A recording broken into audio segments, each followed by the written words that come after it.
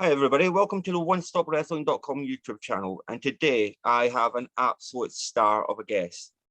That star is Vita VonStarr, who you know from Ring of Honor Wrestling. Hi Vita, how are you doing today? I'm doing great. How are you? Thank you for having me. Absolutely not a problem. So I think the first question that everybody's going to want to know, are you now a free agent from Ring of Honor? I am definitely a free agent. So yeah, I'm just exploring opportunities right now, one day at a time, see what's out there, put myself out there. So we'll see what this year brings.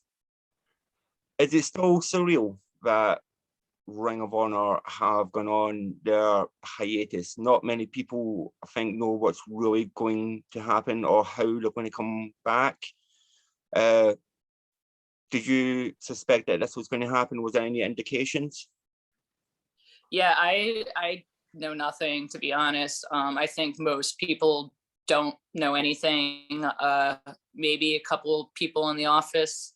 That's about it. It's really anyone's guess at this point, truthfully, which is not great, but also, what are you gonna do? This is the business, so you just roll with the punches. How did you, well, sorry, how and when did you find out that this was happening? So there was a Zoom meeting that a lot of people were on, but not everybody was on it. I was not on that call, and I found out I trained with world famous CD, and I think I just texted him that day something random, and he was like, "Oh, we're not doing class today," and I was like, "Why? Is everything okay?" And he was like, "No, not really.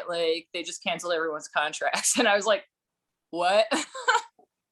And then, sure enough, I went on Twitter 2 seconds later, and then, a lot of people had known before I knew. So, just one of those things.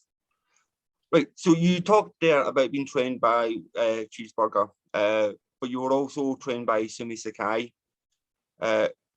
Obviously, Sumie Sakai is known worldwide for being one of the best professional wrestlers out there.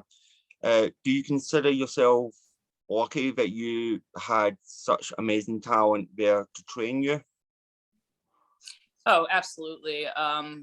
Yeah, I'm beyond grateful for everything that Cheeseburger and Sumie have done for me. I mean, the school that we have now, the Worldwide Dojo in Bristol, PA, is just the most welcoming atmosphere I've ever experienced in a wrestling school. I've been lucky. I've had many good experiences and just other schools that I've traveled to, for short periods of time and stuff like that.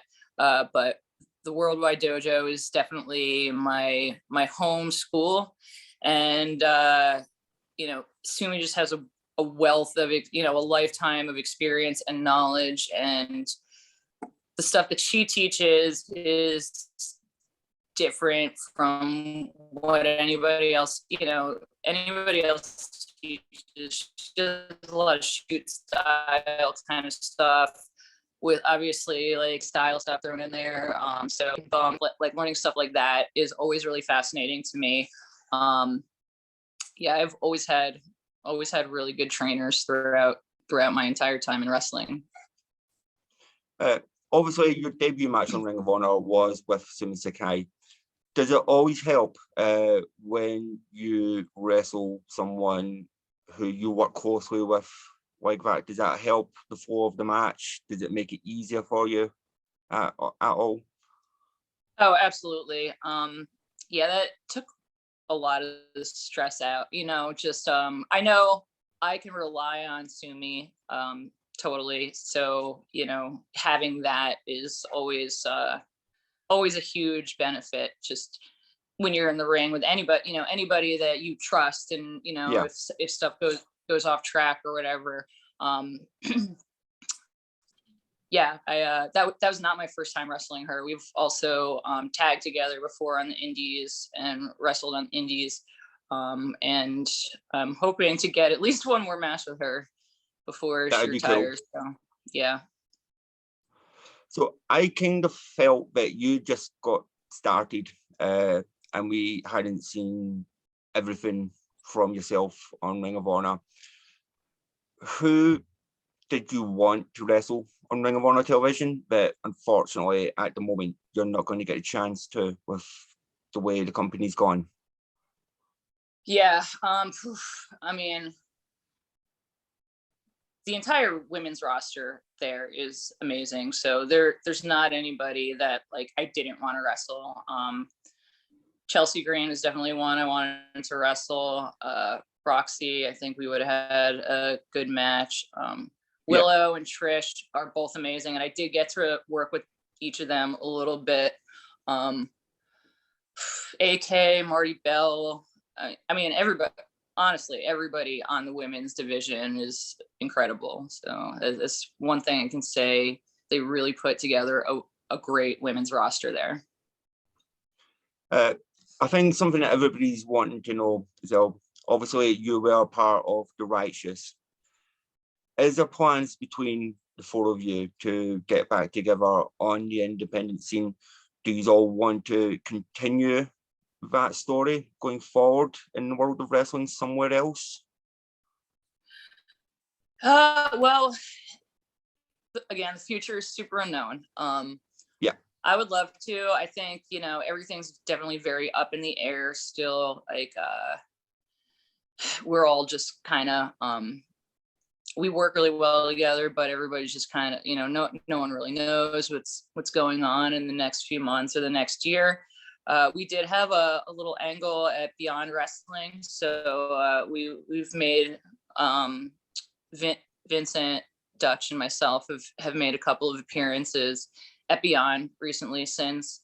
And yeah, Vincent and I have done a couple indie shows together.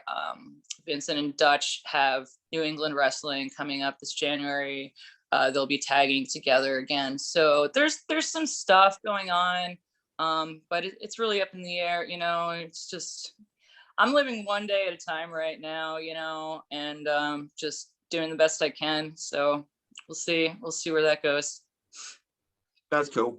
A question I always like to hear people's opinions on, because the way wrestling is presented is very different with the world of social media now.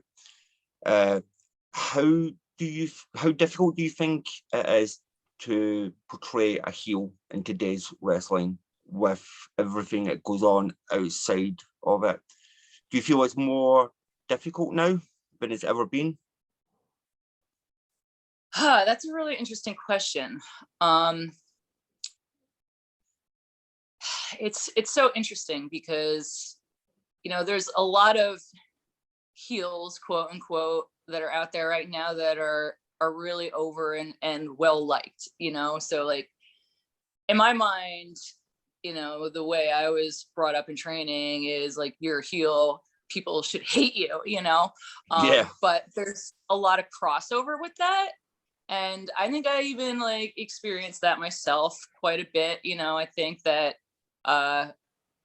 people do hate me a lot, but then at the same time, you know, everyone has base urges, you know, human nature has base urges. So we all have dark sides to ourselves. So I feel like in a weird way, people relate to that and on like a weird psychological level. So yeah, it's interesting. I definitely think the lines are blurred nowadays. But at the end of the day, you know, to be a heel, like you're doing shitty stuff to people, and you know, you're cheating, you're being an asshole, and you know, that comes pretty naturally to me. So I'm gonna be that way in the ring, and you know, if people end up liking me sometimes because I have a kind of a flashy move set, and but I don't know. Well, it's an interesting question, but yeah, I definitely think there's a lot of crossover nowadays for sure. That's a good way to answer it. So maybe not everybody knows, but before you entered the world of pro wrestling, you were a bit of a circus performer.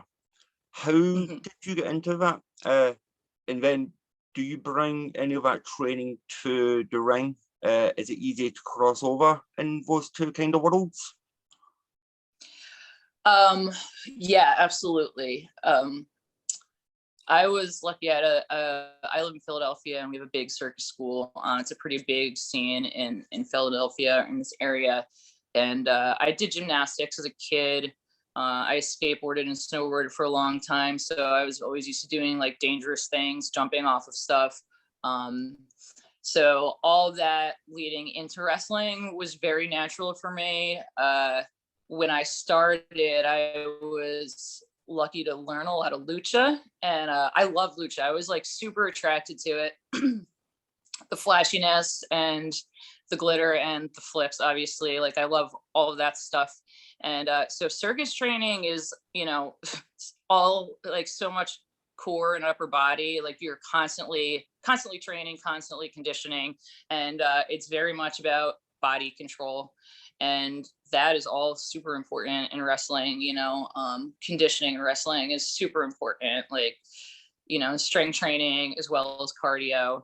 So that part was very natural to me. The part that was hard for me was the psychology, because that was all new to me, you know, like structuring a match and everything, like never really came super easy to me, the feel for me.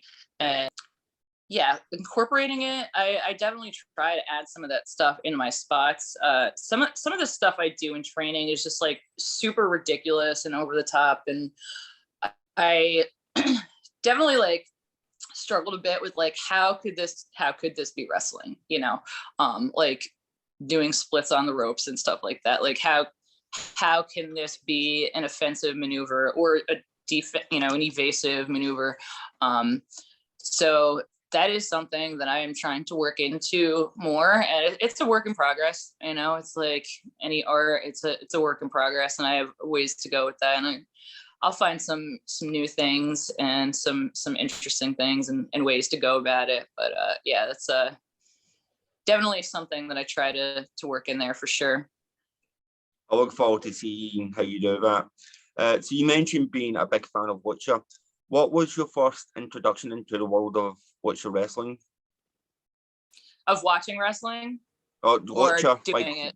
Like when you saw lucha, because obviously you're saying you're a big fan of luchadors. What was your first introduction into like seeing luchadors on television? Yeah, Rey Mysterio.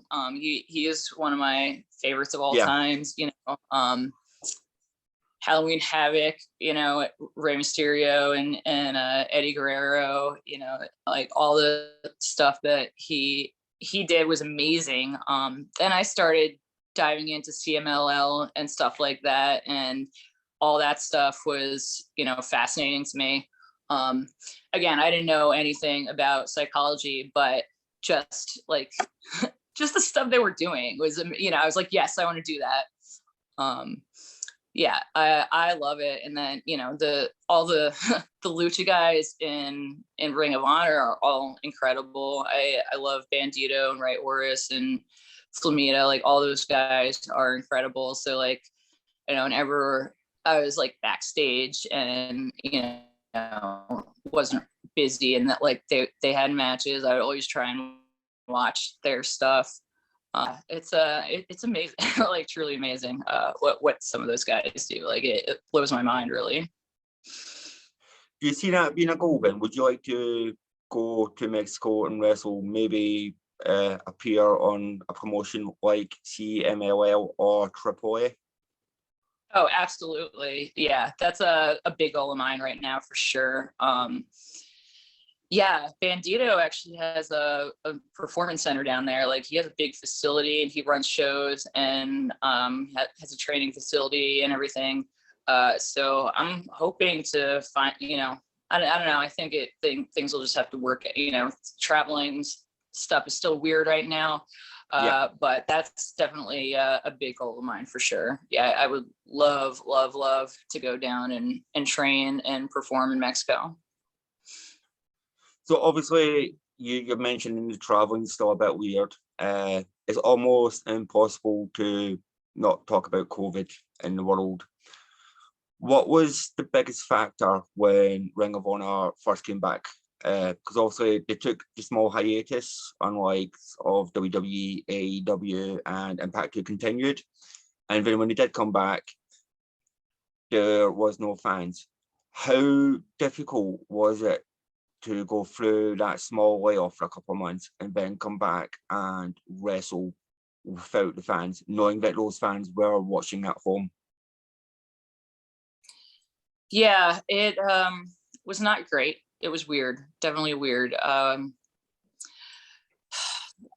am used to, so like I have performed my whole life, and I've done like pretty much every aspect of the entertainment business at this point. So being in a studio setting like that was not new to me. There's even things that I do like about it, but performing without fans, wrestling is weird, you know, like the art form relies so much on audience participation and interaction. Yeah.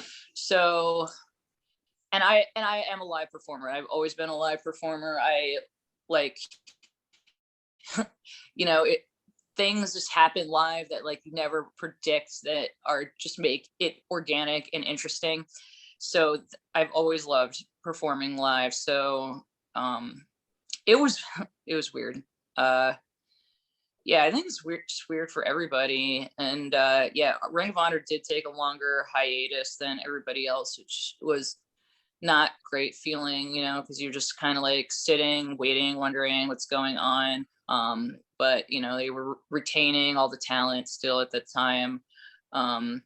It's frustrating. It's very frustrating. Like I'm frustrated right now about it. Like it's just so frustrating because you know you just know that like you could be doing so much more and should be doing so much more, but that, you know, like there's so many things that we don't have control over right now. And like now in the States, like, especially like where I'm at, like it's getting really bad again. And like a lot of stuff is starting to get canceled again. And I'm just like, do we have to fucking go through this again? You know, like another year of this. Wrestling has always found a way. You know, I did a bunch of outdoor shows when things were like really like locked down and stuff, like, you know, like there were still some outdoor shows and stuff like that, but I'm just like really like insanely frustrated, you know, and I think like that's like pretty common feeling right now. And just not again, not knowing. I don't know, you know what I mean? So I don't know. Did you personally watch any of what the other companies were doing? So to see how the no fans were working, or like when you went back from hiatus, did you go in blind? Did you watch like Raw, SmackDown, Dynamite, Impact? Yeah. Yeah, it always seemed like all the other companies were doing more, and that, you know, was frustrating. But you know, again, I don't have any control over that.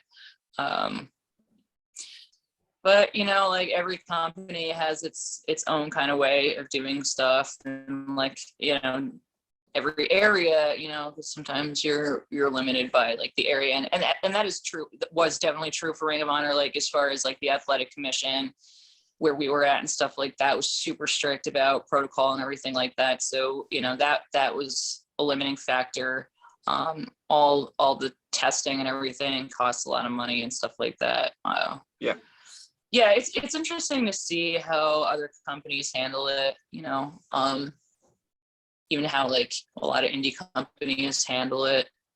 You know, it seems like some places like don't do anything different, and then you know, some places, you know, you have to do all these other things different. So it's interesting. We live in some weird times right now. Yeah, definitely. it's very, very frustrating. Fingers crossed, by the end of 2022, the world's in a much better position and we can get back to some sort of normality we had 3 years ago. It'd be very nice. Yeah, seriously. Now that your chapter in Ring of Honor seems to be over with, what was your favorite memory with the company? I would have to say the cage match, the final match between Vincent and Taven.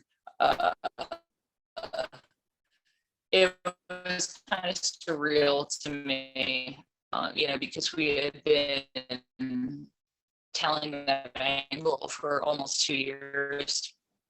That was actually why I was brought into Ring of Honor, was the start of that angle. And so we had done so much together at that point, and you want to do it right. It's like, okay, this is the last match, like this is like a big deal and we have to do this right. It's all the things that I got to have a really cool spot in the match. I got to jump off the top of the cage and I was in the cage when Vincent won, and it was awesome. It was so quiet, and like the mood backstage, like everyone was in a really good mood, and it was just I was really stoked to be a part of that. That's cool. So I have some questions prepared for fans to get know you a little bit better. So the first question is, what was the first wrestling show you watched on TV that you can remember? Oh, I can't remember. Do you remember the company? I can't remember a lot of things. I have no idea. Truthfully. Oh, definitely WWE for sure. Yeah. Yeah. Okay. The first wrestling show you ever attended in person? I don't remember a lot of it. That's okay. The first wrestling show I ever came to in person was, I can't remember this. I just have to think about it for a second. I think it was the Monster Factory, actually. Yeah, the Monster Factory, which is another school. It's pretty close by to me. That's cool. So I'm going to ask you, who is your all-time Mount Rushmore of wrestlers? Yeah, I would say Undertaker for sure, Rey Mysterio for sure, and I would put Eddie Guerrero in there. And you know what?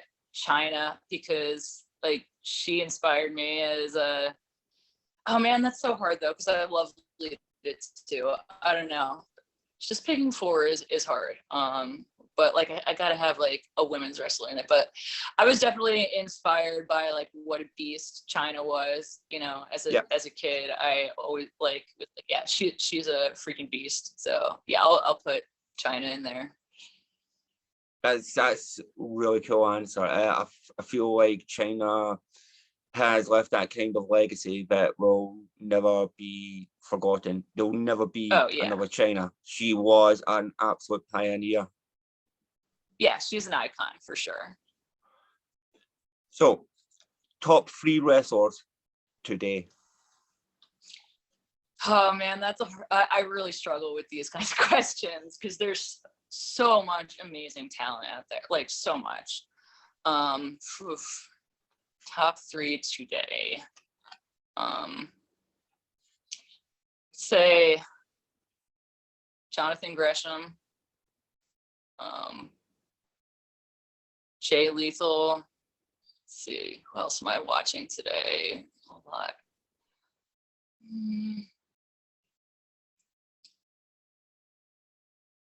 Let's see. Yeah. I'll just throw I'll say Bandito, all Ring of Honor guys. Those are the guys that I'm exposed to the most, and that I definitely probably watch the most. So yeah, I would say those 3 guys.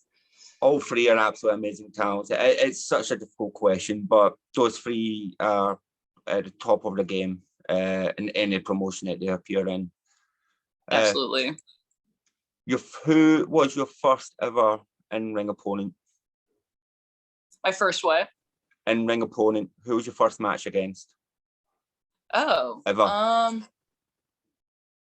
You know what? My first match ever was not as Vita VonStarr. I did a couple of gimmicks before settling into this gimmick, and my first match ever in front of a paid crowd, I was a lucha character actually called Studs Nova, and I had my first match with Ophidian actually of Chikara. And it was actually a burlesque show that also was like a wrestling crossover. It was called the Gorgeous Ladies of Burlesque Glob. Super cute name. But like it was like kind of based off of Glow. And you can actually still see that on IWTV. It's still up there under like the fringe section. That was actually my first match. Did you have a mask? I did have a mask. Your favorite opponent to wrestle? I really struggle with the favorites kinds of questions, you know. Favorite opponent. You know what?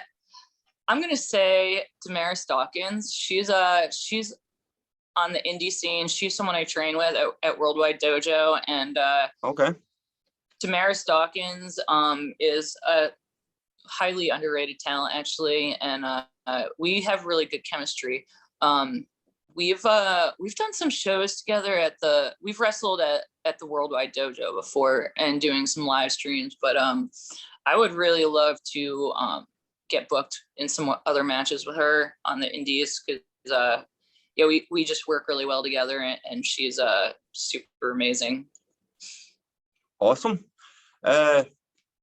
Your dream opponent, who's that one person you want to wrestle going forward? It can be from any promotion. I've always wanted to wrestle Thunder Rosa. I always thought that would be a good time. I'm going to ask another question here. Obviously, you're saying Thunder Rosa, who is in AEW at the moment. Is something like Dark or Dark Elevation, is that something you've got in your mind at the moment of wanting to get there someday? Yeah, I would like to try and end up at Impact at some point. But yes, always Impact. AEW, yeah. I would like to get over there as well, you know. Again, you know, the future's uncertain. I don't know where I'll end up, but I'm just trying to be open and like put the fish hooks out there and see what comes back. So yeah, for sure. I would honestly love to see you and Impact. In my own personal opinion, I think Impact has the strongest women's division in wrestling, and they've always evolved that knockouts division more than anybody, and at a much quicker speed than anybody else has. And that's obviously with doing the Ultimate X match this Saturday at Hard to Kill. So that'll be quite interesting to see. Yeah, they have an amazing women's roster for sure. Really good talent. Need to Gail Kim, Awesome Kong, obviously people like Velvet Sky, Angelina Love. The list could go on and on and on. Okay, your wrestling goals for 2022. My wrestling goals for 2022 would be to sign a contract somewhere and have a high profile match. And I would say those would be the two big ones. Right. And final question, which I think will cause some controversy, but I'm going to ask you, how evil is Danhausen? I don't know if I can speak for Danhausen on that. He's very evil. Very evil. Very evil. Is he very nice? He's great. I love Danhausen. Like, he really is that likable. Like, and it's always like amazing to me that a satanic gimmick can be that over. But he's freaking hilarious. Like everything he says and does cracks me up. Yeah, Danhausen's great. Nothing but great things to say about Danhausen. And I love evil, so you know. Is that something you'd like to do going forward one day, is doing a program with Danhausen, either on the opposite side of the ring to him or teaming with him in some sort of capacity? That would be interesting. He's a very different kind of evil than I am. So that would be an interesting. Yeah, that would be an interesting program. Yeah, I actually do like doing comedy and silly stuff sometimes. Yeah, I always like, if I'm wrestling somebody that has kind of like a silly gimmick, you know, they're always like, oh, you know, is it okay if we do this? Because, you know, I know you're like dark and stuff. I'm like, it's fine. You know, like I don't take myself that seriously. So I love that kind of stuff. And I would do that stuff more. Yeah, I would definitely be down to have something going on with Danhausen for sure. Thank you so much for coming on, Vita. It's my been pleasure. An absolute honor having you on, and it's been an absolute blast. I can't wait to see what 2022 brings you, and I hope everybody's had fun watching this. So remember, comment, like, and subscribe, and follow Vita on all our social medias, which I will give you to follow her and see where she goes from here. Thank you so much.